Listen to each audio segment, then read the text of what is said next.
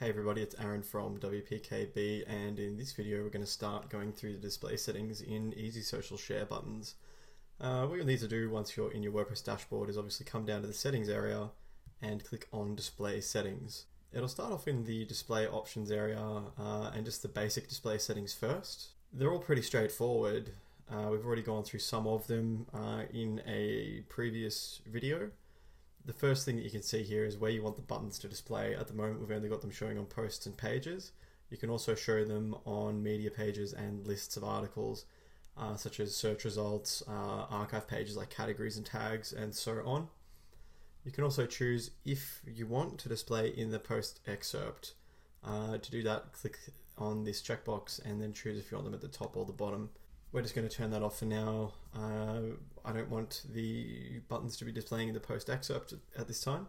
If you wanted to actually stop the buttons from displaying on any particular post or page, you can actually insert a post ID. So let's say if we go onto this one, if we go and edit the post, it's a little bit, you can't actually see it here, it's off the screen. But if you look here in the URL, you can see 1177. So if you actually wanted to hide that, you would come back into here, put in 1177, and then when you save the settings here, it actually won't show it on that post anymore. If you wanted to take it a step further, what you can actually do is deactivate the plugin on certain IDs. So you might use the same ID, and in this instance, it would mean that none of the CSS or JavaScript would be added onto that particular page. But we're just going to delete that for the moment. The next option you have is to deactivate the buttons from displaying on the home page. If you had them displaying in the excerpts, it means that that would then be cancelled out, or pretty much anywhere else on the home page at all. So it's up to you if you want to use that.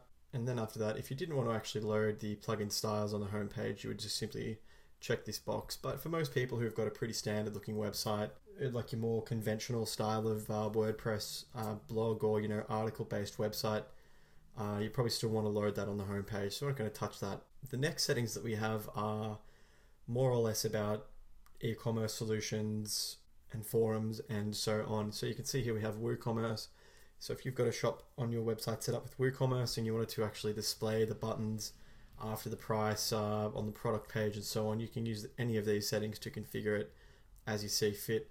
Similarly with BuddyPress, which is a forum plugin for WordPress, you can enable the share buttons to be displayed on the forum page and also on the topic page in the event that you do want to do that. The same applies here with BuddyPress. BuddyPress is sort of a way of setting up communities with WordPress. If you want users to be able to share the group page or activities, then you can do that very easily through these options here. Just below we have more options for other e-commerce plugins that are available for WordPress. We have WordPress e-commerce, GigaShop, iThemes Exchange, and the same again, it's just a way of being able to insert the share buttons in various areas on product pages and so on.